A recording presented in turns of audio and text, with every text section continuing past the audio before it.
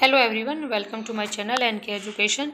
मेरे YouTube channel पर आप सभी का बहुत बहुत स्वागत है। उत्तर प्रदेश शिक्षा सेवा चयन आयोग ने नई भर्ती शुरू करने के लिए संबंधित विभागों से अधियाचन मांग लिए हैं।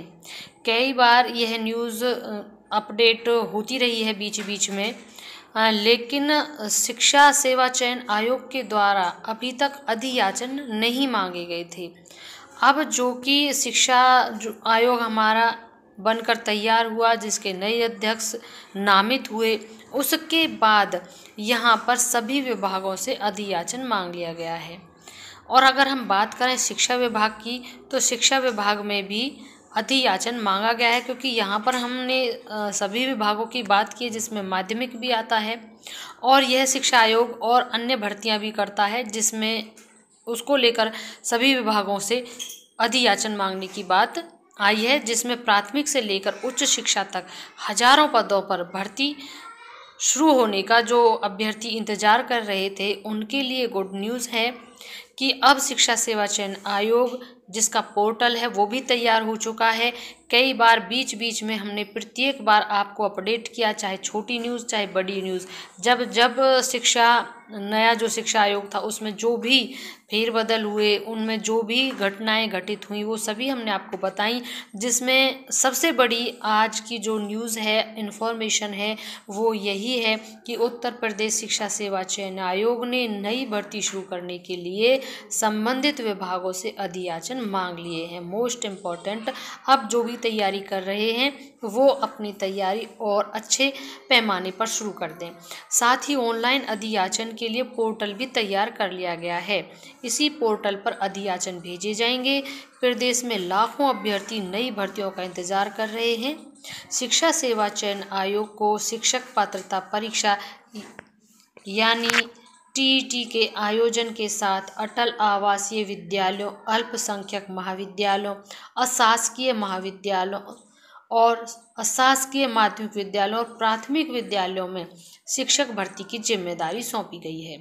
इसके साथ ही आयोग के पास 2 पुरानी भर्तियां भी लंबित हैं, जिनमें अशासकीय महाविद्यालयों में असिस्टेंट प्रोफेसर के 1017 और टीजीटी पीजीटी के 4163 पदों पर भर्ती शामिल है। दोनों भर्तियां 2 साल से लंबित पड़ी हैं। इस दौरान अशासकीय महाविद्यालयों और माध्यमिक विद्यालयों में शिक्षकों के हजारों नए पद खाली हुए हैं। वहीं अभ्यर्थियों के दावे के अनुसार परिषदीय विद्यालयों में भी प्राथमिक शिक्षक के तकरीबन 78,000 पद रिक्त पड़े हैं। ऐसे में आयोग की ओर से उच्च शिक्षा, माध्यमिक शिक्षा और प्राथमिक शिक्षा से संबंधित विभागों को पत्र भेजकर कहा गया है कि रिक्त पदों के अधियाचन शीघ्र भेजे जाएं, ताकि समय से भर्तियां शुरू की जा सकें।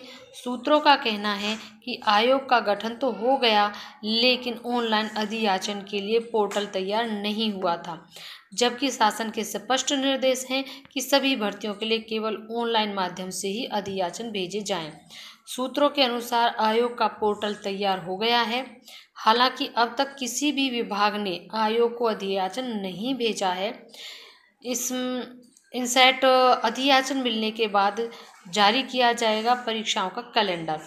सूत्रों के अनुसार, यानी कि जो इन्फॉर्मेशन अब तक मिली है, उसमें उच्च शिक्षा निदेशालय की ओर से अशासकीय महाविद्यालयों के प्राचार्यों को पत्र जारी कर असिस्टेंट प्रोफेसर के रिक्त पदों की गिनती शुरू करा दी गई है, जबकि माध्यमिक और परिषदीय विद्यालयों में रिक्त पदों की गिनती का काम अभी शुरू नहीं हुआ है। ऐसे में आयोग इस वर्ष कोई नई भर्ती शुरू करने की स्थिति में नहीं है। रिक्त पदों का अधियाचन मिलने के बाद ही भर्ती परीक्षा का कैलेंडर जारी किया जाएगा। 100 लाख जो अभ्यर्थी हैं, 100 लाख अभ्यर्थियों को परीक्षा कैलेंडर के लिए अभी इंतज़ार करना होगा। यानी अब हम आपको इन शॉर्ट बताएं, अक्टूबर का महीना चला हुआ है, जिसमें नवंबर, दिसंबर 2 महीने शेष रह गए हैं इस साल में। तो अब नेक्स्ट ईयर में ही आप इन भर्तियों को देख पाएंगे, क्योंकि अभी अधियाचन ऑनलाइन पोर्टल के माध्यम से मांग तो लिया गया है, लेकिन किसी विभाग ने अभी उस मांग की पूर्ति हेतु कोई भी अपडेट विभाग को नहीं दिया है। तो जब तक सभी विभागों से रिक्तियां नहीं चली जाती हैं, तब तक रिक्तियों का कैलेंडर और उनका पूरा कार्यक्रम जारी करना संभव नहीं हो पाएगा। ये भी आप भली भांति जानते हैं। तो यह 2025 में आप समझ लीजिए कि स्टार्टिंग के मंथ्स में ही आपको ये सारी चीज़ें देखने को मिल जाएंगी, क्योंकि इन 2 महीनों में इस अधियाचन वाले कार्य को, रिक्तियों को पूरा कर लिया जाएगा। और संभवतः, अभी भी हम आपको संभवतः ही कहेंगे, क्योंकि कई बार उत्तर प्रदेश में इस प्रकार की न्यूज़ से हमने पूरा साल गुजारा है। लेकिन हमारी भी और जो अभ्यर्थी इंतज़ार कर रहे हैं उनकी भी, सबकी मजबूरी है, जब तक जारी नहीं हो जाती हैं वैकेंसीज तब तक हम नहीं कह सकते कि अब यह कार्य पूर्ण हो गया है।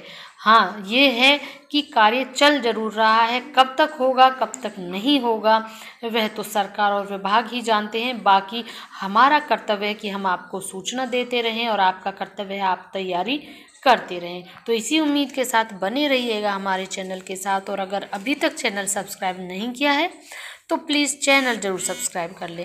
वीडियो को अंत तक देखने के लिए thank you and thanks for watching.